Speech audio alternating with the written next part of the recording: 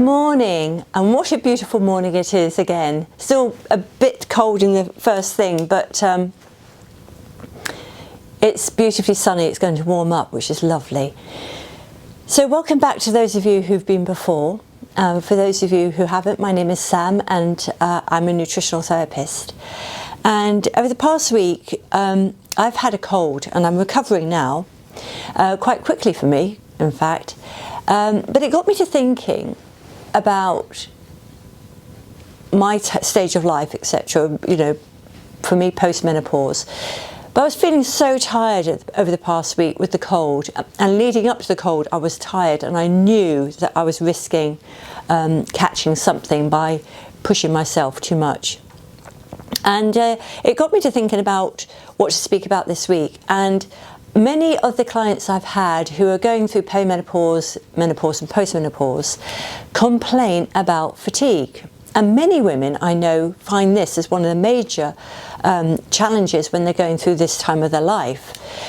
And so I wanted to talk about that today. And not getting in too deeply, because I know there's a huge amount of information that could potentially help, and it would be too much, I feel. And because I'm sort of conscious of the fact women are busy at this stage in their lives, I want to be as concise as I can. So the time stamps are below, so you can jump ahead to each bit. But I want to start off with, you know, why do women at this stage feel such a level of fatigue? And there are numerous reasons, really. And the first one is, well, they could actually be doing a heck of a lot. And we know at this stage in this life, many women are looking after children who might be going through exams or leaving home. They will be doing school runs as well, and after school clubs. They'll be keeping down quite responsible jobs, keeping the home, looking after the husband, because we look after people. And then possibly parents and in-laws as well. And they are busy, women are busy. So, you know, there's a point that you might actually be doing a bit too much and not taking time out to rest. So that's number one. Number two, we could be eating a poor diet. We might be nutrient deficient. We might be eating too much in the way of high sugar carbohydrates, and I'm going to talk about that in more detail, which can leave us feeling lackluster. We may not be getting enough exercise. Sometimes that can come into play. We may not be hydrated. We may not be drinking enough water, and when we don't, we do kind of slow down and feel tired. We might not be getting enough sleep. It may be we're getting enough time in bed, but maybe not falling asleep, maybe waking up in the night. The quality of sleep might be impacted. We could be stressed, and I think many women at this stage are stressed, and stress impacts our sleep. Sleep impacts our ability to deal with stress, and you get this whole vicious cycle going on. We could, of course, be unwell. There might be an underlying dysfunction going on, an imbalance that might be there, which may need some medical intervention. So if it's something that has been going on for a long time and you feel that it's not down to your lack of sleep or it's not down to something else, it is worth going to see your medical practitioner, and I would advise that you do that. But I think what we're going to talk about today in the way of lifestyle practices and diet, this can be really beneficial to everybody.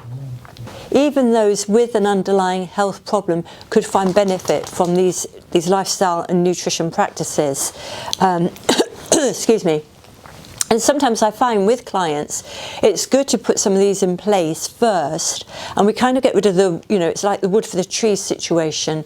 Once we get rid of the little niggly things that are not really full-on imbalances, they're mediocre imbalances, let's say, then we can see really what is dysfunctional and be able to pinpoint it more precisely. And this is Luna. In fact, I've got both girls in the room with me, so there's likely to be some barking, but we'll see how we go.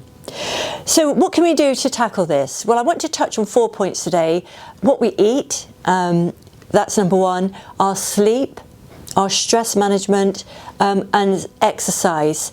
So when it comes to what we eat, first of all, we need to give our bodies the right nutrients for our bodies to function fully and optimally. Unfortunately, today's diet is, in general, in the Western world, is high in processed foods, and a lot of people don't even want to call them foods because they are not real food. They are food-like substances, is the catchphrase. And I have to say I do agree to a greater extent. And there's different levels of processing, of course, but we're talking about the say a ready meal that's been highly processed with ingredients you may not even recognise, some ingredients that might not even be in your kitchen. So these processed foods often don't give us sufficient nutrients for our bodies to run optimally, and they could add to the burden that our body has to deal with, and they could deplete us. And some fizzy drinks, for instance, can deplete us.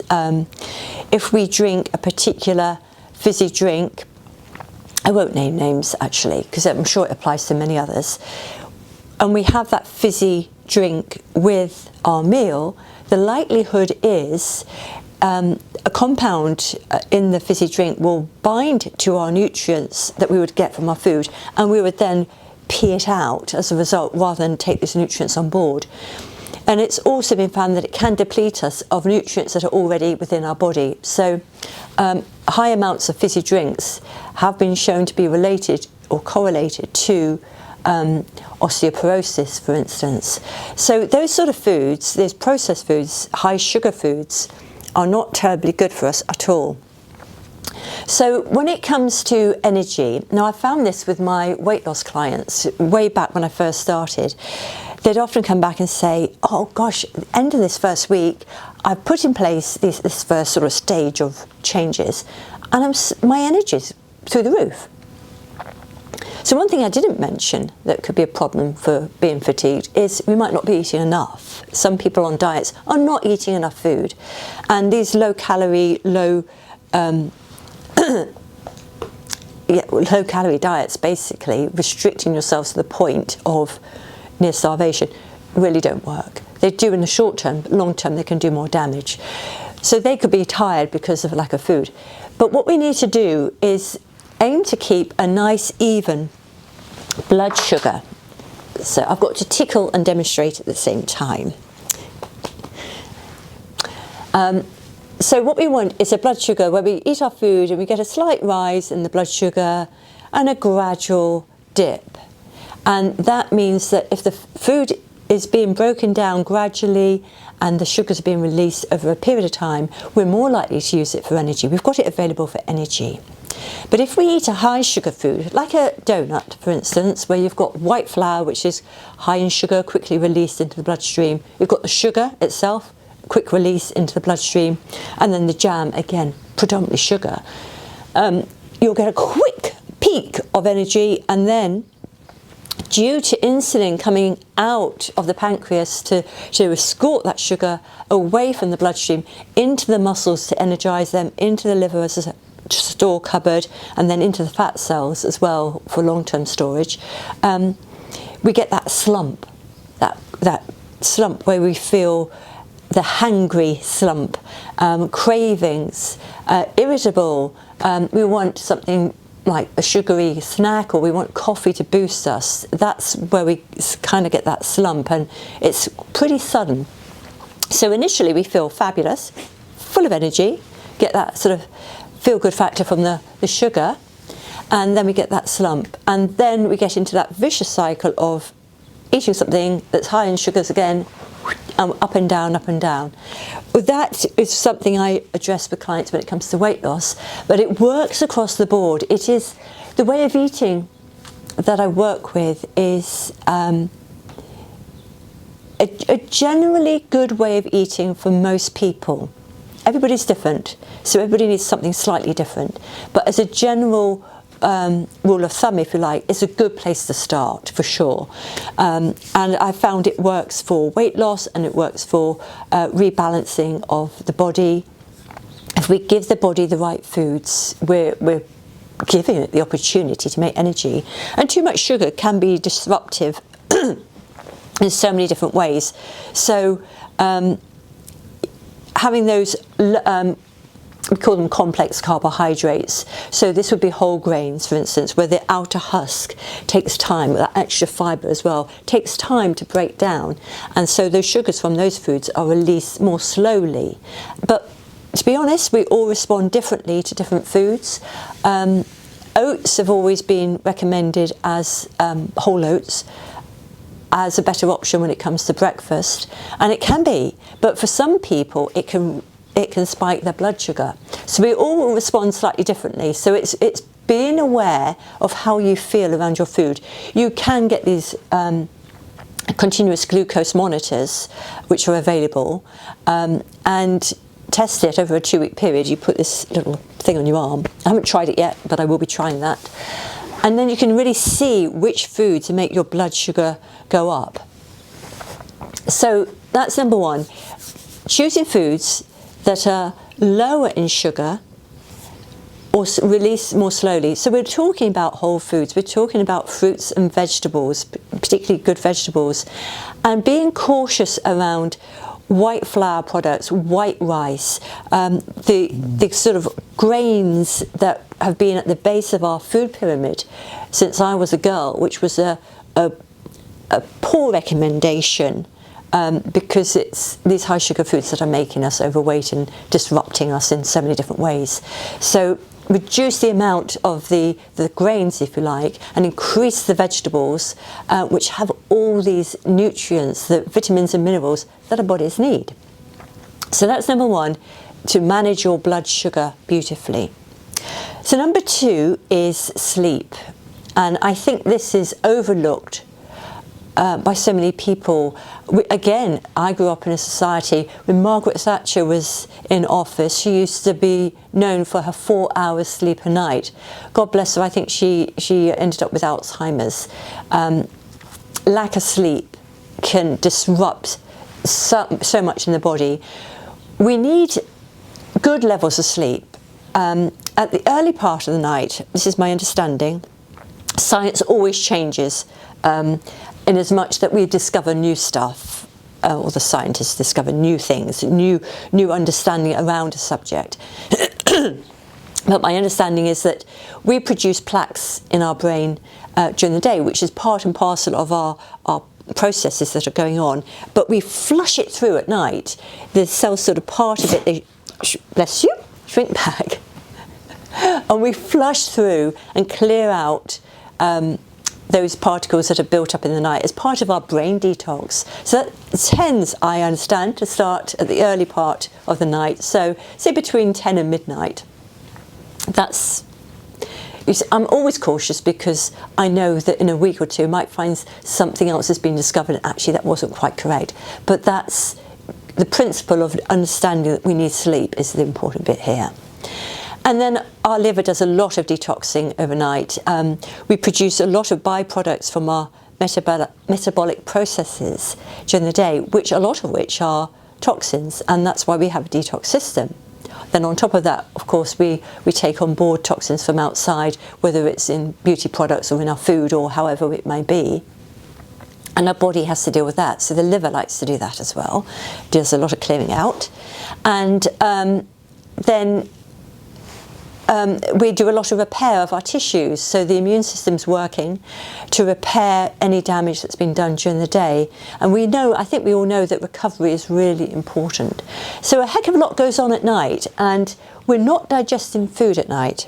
So a lot of energy goes towards digestion. So I think being aware of not eating continuously is also key here, and not eating too close to bedtime so we can get a good night's sleep. So my recommendation here is basically the general average that we require sleep is between 7 and 9 hours per night. And it's good to work out when you have to get up in the morning and have that as your starting point, and get up at the same time every morning, every day of the week, because your body clock will start to recognise it, and then work back from there. How many, when you need to go to bed to get your 7 to 9 hours sleep? Are you going to get some sleep, Luna? I don't want tongues, darling. and work out when you need to go to bed. And as busy women, busy mothers, carers, all these things that women do, I know many people have said, you know, I really can't, I need to do blah, blah, blah. I would encourage you to involve your family, if you have a family around you. If you have children, give them some responsibility. Now, I don't have children, so I'm not talking from brilliant personal experience. I'm talking from marginal personal experience. I'm also talking as remembering to being a child. I used to like responsibility and would really, you know, step up to the mark with that. Look for help around the house with the family. Try not to do everything for everybody is a piece of recommendation as well. People lose respect for you. So I've had that in the workplace more than once, because I've made that mistake more than once. Pass out the responsibility and guard your own time, and particularly your bedtime and your get-up time. And I think respect will be there, that you are actually caring for yourself, because quite frankly, if you're not in tip-top condition, it's not likely you're going to be able to look after other people anyway. So this is really worth looking, self-care is really worth it. So I'd set your bedtime, make sure you get into a nice routine, and don't be, what's the word I want? Don't be tempted to stay up and watch Netflix, because you can watch it all in one go. And again, I'm talking from some experience. I've done that. Guard your bedtime as being so important to your health, so important to your longevity and to your whole body balance, your hormone balance as well.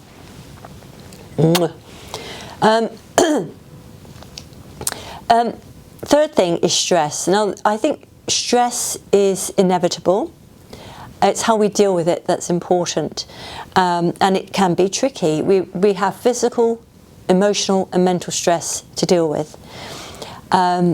Physical stress obviously is some damage to your body that might keep you awake, and trying to get the best care you can for repair of that damage, or management of that damage is important. And when it comes to mental and emotional, particularly emotional, we need to recognise what we can affect and what we can't. And I've mentioned this before, The Power of Now by Eckhart Tolle really hits nail on the head for me. What he said in the book about the only moment in time we have is now, and in this moment I am safe, so why would I worry about anything else really? Why would I worry about what's going to happen tomorrow when I can't really do much about it? And things I might worry about may never happen. And it's absolutely true. And although I kind of knew that,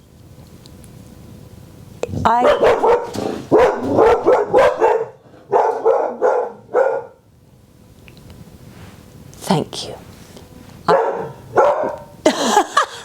Sorry about this. Hello, boo-boo. Yes, I think I was passed this book by a friend. I only dived in and out of it because it's not a what I would call an easy read. It's a, you know, shush, shush, shush. I think it might be the dustbin man. Come and sit down. It's a book I dived in and out of, but it was given to me at the right time. I needed to hear that message again. But I actually, in some respects, sorry, it is the dustbin man. In some respects, I heard it for the first time. It hit home, and I've been able to manage my stress levels much better. I also like essential oils. I find lavender particularly good for me, Roman chamomile, vetiver. There's many essential oils, and I would recommend, I'm recommending a lot of things today, aren't I? I'd recommend finding one that suits you.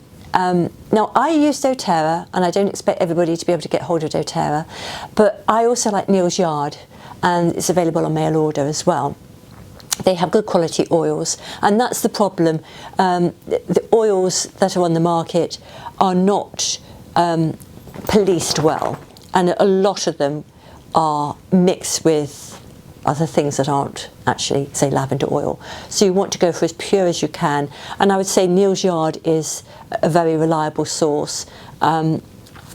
And doTERRA's as well. I'm very confident in their oils. So yeah, a little bit of essential oil to help you with your stress. Getting good sleep also makes stress seem less of a problem, particularly when it's mental stress, and actually physical. So you need a good night's sleep for repair of tissues. So stress, that's my third one. My fourth one is exercise. And when it comes to exercise, it's various things we can get here. I like getting out into the countryside, as many of you will know. I like walking with the dogs and taking a moment to look around me, to listen to the birds sing, to look at the blossom at the moment, to see the trees coming into bud, and just life bursting around me. And I enjoy each season. So that's good for me. The walking, it is my de-stressor. I know some people like to run. I've got a couple of friends who find that useful. But the other thing that's useful, and I haven't started this per se, not full-on focused, is doing some weights or resistant exercise, building some muscle. Now at this age, we'll talk about this another time, but building muscle strength and power is really important. It will help protect us as we go into our older age. But building muscle, whilst doing that, yes, we use more energy, but we also build more mitochondria, which are the little powerhouses in our cells that produce energy. So with more muscle, you find there are more mitochondria. So we can find ourselves being energized through exercise. So yes, it uses energy, but it can also boost our energy levels. So doing something, if you're not already doing something, not overdoing it if you're doing a lot of exercise. You don't want to do exercise like hard cardio every single day. For most people, that will deplete them. But getting a nice balance of exercise, and if you're starting out, just 10 minutes as a starting point, walking in fresh air, or just moving, doing some simple push-ups against the counter in the kitchen while we're waiting for the kettle to boil, just simple things like that can go a long way. So one thing, I need to go back to the very beginning. I didn't mention the obvious that could be making you tired, an imbalance in your hormones. And this is interrelated with the subjects we've talked about. When we're highly stressed, that impacts our hormone balance considerably. So yeah, you might have an lack of energy and fatigue due to that. So I hope that's helped. Blood sugar balance, getting some good sleep, quality sleep, managing your stress, and getting some exercise, which I'm going to have to do because they'll pester me soon. And then I want to speak about next week.